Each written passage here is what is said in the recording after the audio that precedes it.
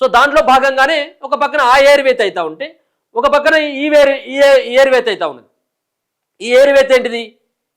ఇప్పుడు ఎవరైనా మావోయిస్టులను కాల్ చేసిన పేపర్లో వచ్చినటువంటి స్టేట్మెంట్ కూడా చదివినా కానీ మన మీద కూడా కేసులే. నేను కూడా పోయినా, నన్ను కూడా ఎన్ఐఏ పిలిచింది, రాఘన్నను పిలిచింది, మేము కూడా ఎన్ఐఏ ముందరికి పోయి వచ్చినాం.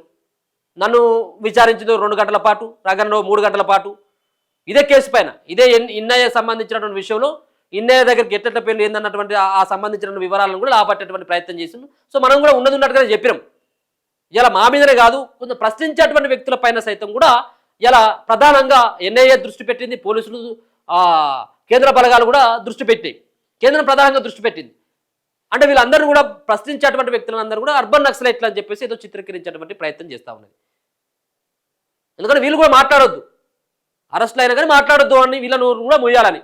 సో మొత్తానికి ఏది ఇక్కడ ఉంటుంది జఫర్గఢ్ దగ్గర, వరంగల్ జిల్లా జఫర్గఢ్ దగ్గర ఉన్నటువంటి మాయిల్లు అనేటువంటి ఒక ఆశ్రమం ఉంటుంది.